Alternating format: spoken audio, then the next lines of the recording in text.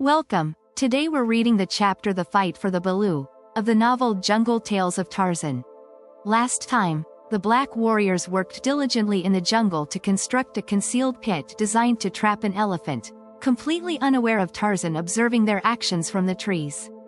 As Tantor, the elephant, fled from the warriors, Tarzan attempted to warn him about the hidden danger, but in the process, he accidentally fell into the pit. When captured by the warriors and brought back to their village, Tarzan managed to free himself and fight back, only to be saved by Tantor, who returned to the scene to help his friend. Tika had become a mother. Tarzan of the Apes was intensely interested, much more so in fact than Taug, the father. Tarzan was very fond of Tika. Even the cares of prospective motherhood had not entirely quenched the fires of carefree youth, and Tika had remained a good-natured playmate even at an age when other Shis of the tribe of Kerchak had assumed the sullen dignity of maturity. She yet retained her childish delight in the primitive games of tag and hide-and-go-seek, which Tarzan's fertile man-mind had evolved. To play tag through the treetops is an exciting and inspiring pastime.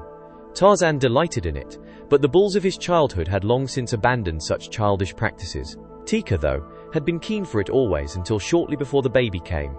But with the advent of her firstborn, even Tika changed.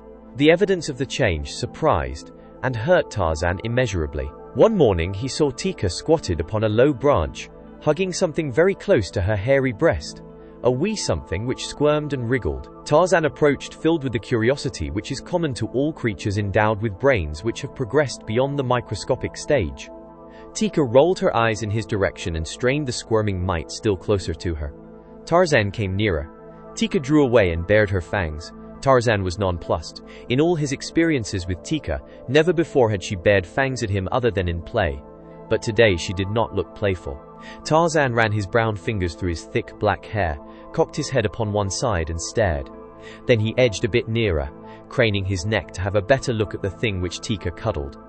Again Tika drew back her upper lip in a warning snarl. Tarzan reached forth a hand, cautiously, to touch the thing which Tika held, and Tika, with a hideous growl, turned suddenly upon him. Her teeth sank into the flesh of his forearm before the ape-man could snatch it away, and she pursued him for a short distance as he retreated incontinently through the trees.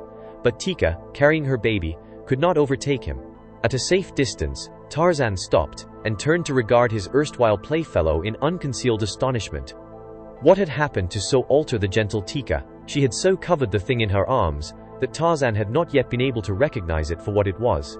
But now, as she turned from the pursuit of him, he saw it. Through his pain and chagrin he smiled, for Tarzan had seen young ape mothers before. In a few days she would be less suspicious. Still Tarzan was hurt. It was not right that Tika, of all others, should fear him.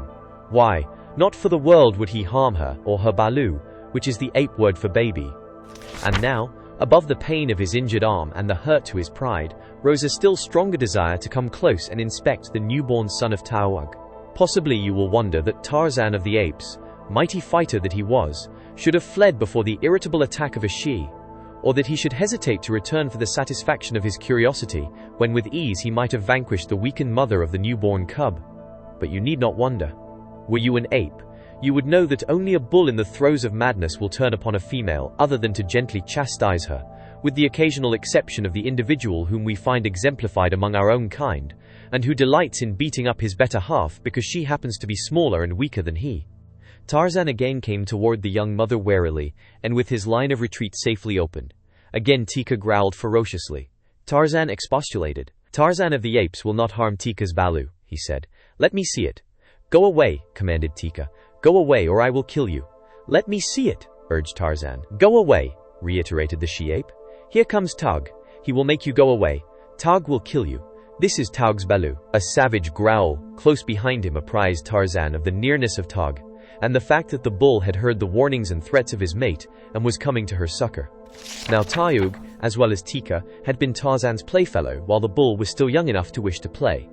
Once Tarzan had saved Taug's life, but the memory of an ape is not overlong, nor would gratitude rise above the parental instinct. Tarzan and Taug had once measured strength, and Tarzan had been victorious. That fact, Taug could be depended upon still to remember, but even so, he might readily face another defeat for his firstborn, if he chanced to be in the proper mood. From his hideous growls, which now rose in strength and volume, he seemed to be in quite the mood. Now Tarzan felt no fear of Taug, nor did the unwritten law of the jungle demand that he should flee from battle with any male, unless he cared to from purely personal reasons. But Tarzan liked Taug. He had no grudge against him, and his man-mind told him what the mind of an ape would never have deduced, that Taug's attitude in no sense indicated hatred. It was but the instinctive urge of the male to protect its offspring and its mate. Tarzan had no desire to battle with Taug, nor did the blood of his English ancestors relish the thought of flight. Yet when the bull charged, Tarzan leaped nimbly to one side, and thus encouraged, Taug wheeled and rushed again madly to the attack. Perhaps the memory of a past defeat at Tarzan's hands goaded him. Perhaps the fact that Tika sat there watching him aroused a desire to vanquish the ape-man before her eyes.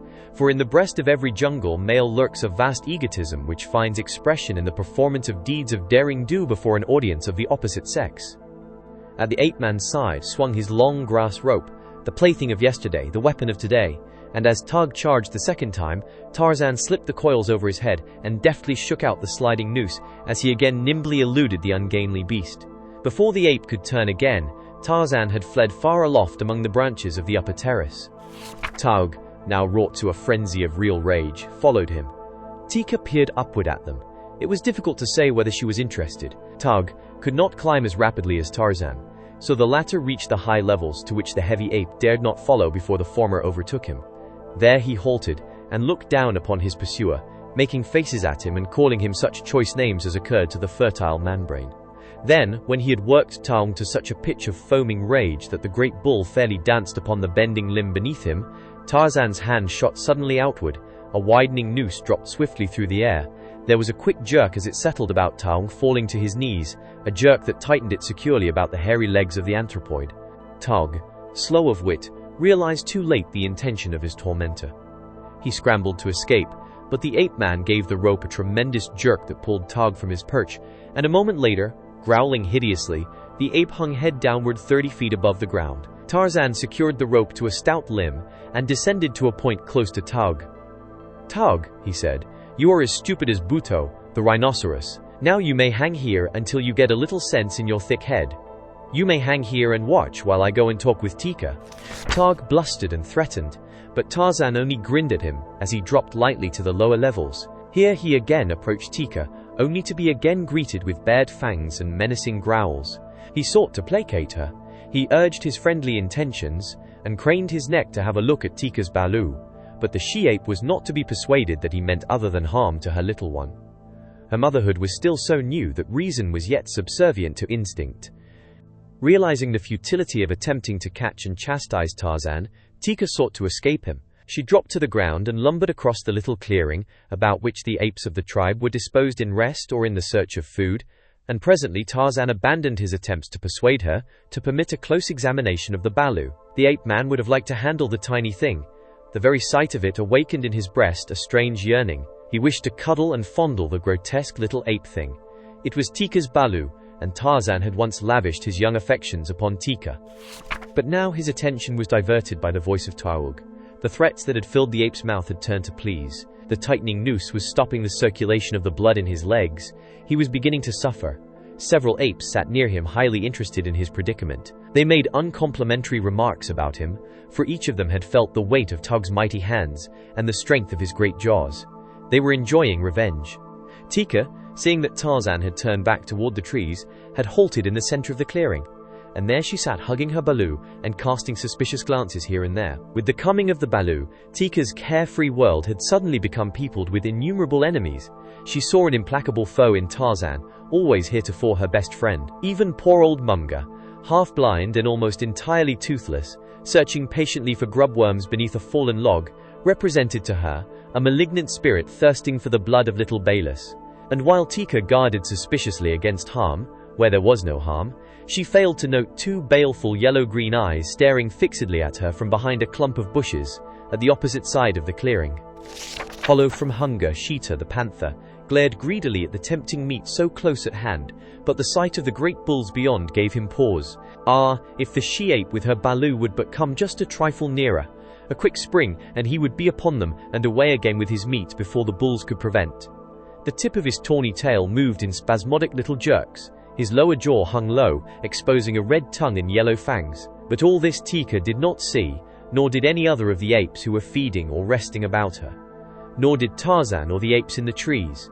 Hearing the abuse which the bulls were pouring upon the helpless Tayoog, Tarzan clambered quickly among them. One was edging closer and leaning far out in an effort to reach the dangling ape. He had worked himself into quite a fury through recollection of the last occasion upon which Tayoog had mauled him, and now he was bent upon revenge. Once he had grasped the swinging ape, he would quickly have drawn him within reach of his jaws. Tarzan saw and was wroth. He loved a fair fight, but the thing which this ape contemplated revolted him. Already a hairy hand had clutched the helpless Tayoog when, with an angry growl of protest, Tarzan leaped to the branch at the attacking ape's side, and with a single mighty cuff, swept him from his perch. Surprised and enraged, the bull clutched madly for support as he toppled sidewise, and then with an agile movement succeeded in projecting himself toward another limb a few feet below. Here he found a handhold, quickly righted himself, and as quickly clambered upward to be revenged upon Tarzan, but the ape-man was otherwise engaged and did not wish to be interrupted. He was explaining again to Tayoog the depths of the latter's abysmal ignorance, and pointing out how much greater and mightier was Tarzan of the apes than Tayoog or any other ape. In the end he would release Tawonguk, but not until Tayoog was fully acquainted with his own inferiority. And then the maddened bull came from beneath, and instantly Tarzan was transformed from a good-natured, teasing youth into a snarling, savage beast. Along his scalp the hair bristled. His upper lip drew back that his fighting fangs might be uncovered and ready. He did not wait for the bull to reach him, for something in the appearance, or the voice of the attacker aroused within the ape-man a feeling of belligerent antagonism that would not be denied. With a scream that carried no human note, Tarzan leaped straight at the throat of the attacker. The impetuosity of this act, and the weight and momentum of his body carried the bull backward, clutching and clawing for support, down through the leafy branches of the tree. For 15 feet the two fell, Tarzan's teeth buried in the jugular of his opponent, when a stout branch stopped their descent. The bull struck full upon the small of his back across the limb, hung there for a moment with the ape-man still upon his breast, and then toppled over toward the ground. Tarzan had felt the instantaneous relaxation of the body beneath him after the heavy impact with the tree limb, and as the other turned completely over and started again upon its fall toward the ground, he reached forth a hand and caught the branch in time to stay his own descent, while the ape dropped like a plummet to the foot of the tree. Tarzan looked downward for a moment upon the still form of his late antagonist, then he rose to his full height, swelled his deep chest, smote upon it with his clenched fist, and roared out the uncanny challenge of the victorious bull-ape. Even Sheeta the panther, crouched for a spring at the edge of the little clearing, moved uneasily as the mighty voice sent its weird cry reverberating through the jungle. To right and left, nervously, glanced Sheeta, as though assuring himself that the way of escape lay ready at hand. "I am Tarzan of the apes," boasted the ape-man. "Mighty hunter, mighty fighter, none in all the jungle so great as Tarzan." Then he made his way back in the direction of Tayoog. Tika had watched the happenings in the tree. She had even placed her precious BALU upon the soft grasses and come a little nearer that she might better witness all that was passing in the branches above her. In her heart of hearts, did she still esteem the smooth-skinned Tarzan? Did her savage breast swell with pride as she witnessed his victory over the ape? You will have to ask Tika. And Sheeta, the panther, saw that the she-ape had left her cub alone among the grasses. He moved his tail again, as though this closest approximation of lashing in which he dared indulge might stimulate his momentarily waned courage. The cry of the victorious ape-man still held his nerves beneath its spell.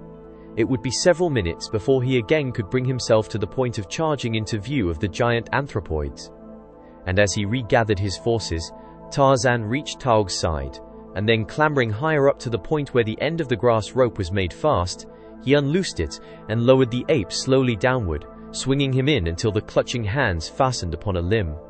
Quickly Tayoog drew himself to a position of safety and shook off the noose. In his rage-maddened heart was no room for gratitude to the ape-man. He recalled only the fact that Tarzan had laid this painful indignity upon him. He would be revenged, but just at present his legs were so numb and his head so dizzy that he must postpone the gratification of his vengeance. Tarzan was coiling his rope the while he lectured Tayoog on the futility of pitting his poor powers, physical and intellectual, against those of his betters. Tika had come close beneath the tree and was peering upward. Sheeta was worming his way stealthily forward, his belly close to the ground. In another moment he would be clear of the underbrush and ready for the rapid charge and the quick retreat that would end the brief existence of Tika's BALU. Then Tarzan chanced to look up and across the clearing. Instantly, his attitude of good-natured bantering and pompous boastfulness dropped from him. Silently and swiftly he shot downward toward the ground. Tika, seeing him coming, and thinking that he was after her or her BALU, bristled and prepared to fight. But Tarzan sped by her, and as he went her eyes followed him, and she saw the cause of his sudden descent and his rapid charge across the clearing. There in full sight now was Sheeta, the panther, stalking slowly toward the tiny, wriggling BALU, which lay among the grasses many yards away. Tika gave voice to a shrill scream of terror and of warning as she dashed after the ape-man. Sheeta saw Tarzan coming. He saw the she-ape's cub before him, and he thought that this other was bent upon robbing him of his prey. With an angry growl he charged. Tug, warned by Tika's cry, came lumbering down to her assistance. Several other bulls, growling and barking, closed in toward the clearing. But they were all much farther from the BALU and the panther than was Tarzan of the apes. So it was that Sheeta and the ape-man reached Tika's little one almost simultaneously. And there they stood, one upon either side of it, baring their fangs and snarling at each other over the little creature. Sheeta was afraid to seize the BALU, for thus he would give the ape-man an opening for attack, and for the same reason Tarzan hesitated to snatch the panther's prey out of harm's way, for had he stooped to accomplish this, the great beast would have been upon him in an instant. Thus they stood, while Tika came across the clearing, going more slowly as she neared the panther, for even her mother-love could scarce overcome her instinctive terror of this natural enemy of her kind. Behind her came Taug, warily, and with many pauses and much bluster, and still behind him came other bulls, snarling ferociously and uttering their uncanny challenges. Sheeta's yellow-green eyes glared terribly at Tarzan, and past Tarzan they shot brief glances at the apes of Kerchak advancing upon him. Discretion prompted him to turn and flee, but hunger and the close proximity of the tempting morsel in the grass before him urged him to remain. He reached forth a paw toward Tika's BALU, and as he did so, with a savage guttural, Tarzan of the apes was upon him. The panther reared to meet the ape-man's attack. He swung a frightful raking blow for Tarzan that would have wiped his face away had it landed, but it did not land, for Tarzan ducked beneath it and closed, his long knife ready in one strong hand, the knife of his dead father, of the father he never had known. Instantly the BALU was forgotten by Sheeta, the panther. He now thought only of tearing to ribbons with his powerful talons the flesh of his antagonist, of burying his long yellow fangs in the soft, smooth hide of the ape-man. But Tarzan had fought before with clawed creatures of the jungle. Before now he had battled with fanged monsters, nor always had he come away unscathed. He knew the risk that he ran, but Tarzan of the apes, inured to the sight of suffering and death, shrank from neither, for he feared neither. The instant that he dodged beneath Sheeta's blow, he leaped to the beast's rear and then full upon the tawny back, burying his teeth in Sheeta's neck and the fingers of one hand in the fur at the throat, and with the other hand he drove his blade into Sheeta's side. Over and over upon the grass rolled Sheeta, growling and screaming, clawing and biting, in a mad effort to dislodge his antagonist or get some portion of his body within range of teeth or talons. As Tarzan leaped to close quarters with the panther, Tika had run quickly in and snatched up her BALU. Now she sat upon a high branch, safe out of harm's way, cuddling the little thing close to her hairy breast, the while her savage little eyes bored down upon the contestants in the clearing, and her ferocious voice urged Taug and the other bulls to leap into the melee. Thus goaded, the bulls came closer, redoubling their hideous clamor, but Sheeta was already sufficiently engaged. He did not even hear them. Once he succeeded in partially dislodging the ape-man from his back, so that Tarzan swung for an instant in front of those awful talons, and in the brief instant before he could regain his former hold, a raking blow from a hind paw laid open one leg from hip to knee. It was the sight and smell of this blood, possibly, which wrought upon the encircling apes, but it was Taug who really was responsible for the thing they did. Taug, but a moment before filled with rage toward Tarzan of the apes, stood close to the battling pair, his red-rimmed, wicked little eyes glaring at them. What was passing in his savage brain? Did he gloat over the unenviable position of his recent tormentor? Did he long to see Sheeta's great fangs sink into the soft throat of the ape-man? Or did he realize the courageous unselfishness that had prompted Tarzan to rush to the rescue and imperil his life for Tika's BALU? For Taug's little BALU? Is gratitude a possession of man only, or do the lower orders know it also? With the spilling of Tarzan's blood, Taug answered these questions. With all the weight of his great body he leaped, hideously growling, upon Sheeta. His long fighting fangs buried themselves in the white throat. His powerful arms beat and clawed at the soft fur until it flew upward in the jungle breeze. and with Taug's example before them, the other bulls charged, burying Sheeta beneath rending fangs and filling all the forest with the wild din of their battle cries. Ah, but it was a wondrous and inspiring sight, this battle of the primordial apes and the great white ape-man with their ancestral foe, Sheeta, the panther. In frenzied excitement, Tika fairly danced upon the limb which swayed beneath her great weight, as she urged on the males of her people, and Thaka, and Mumga, and Kama, with the other shes of the tribe of Kerchak, added their shrill cries or fierce barkings to the pandemonium which now reigned within the jungle. Bitten and biting, tearing and torn, Sheeta battled for his life. But the odds were against him. Even Numa, the lion, would have hesitated to have attacked an equal number of the great bulls of the tribe of Kerchak, and now, a half-mile away, hearing the sounds of the terrific battle, the king of beasts rose uneasily from his midday slumber and slunk off farther into the jungle. Presently Sheeta's torn and bloody body ceased its titanic struggles.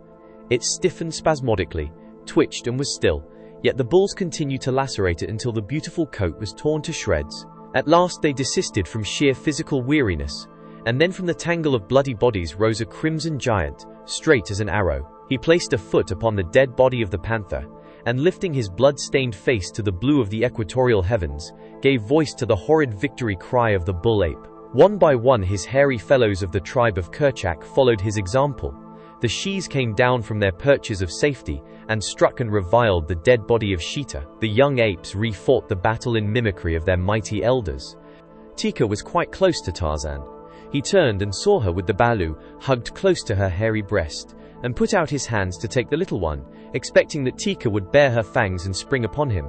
But instead she placed the BALU in his arms and, coming nearer, licked his frightful wounds. And presently Taug, who had escaped with only a few scratches, came and squatted beside Tarzan and watched him as he played with the little BALU, and at last he too leaned over and helped Tika with the cleansing and the healing of the ape-man's hurts. Did you enjoy today's chapter of Jungle Tales of Tarzan? Why not subscribe and ring the bell?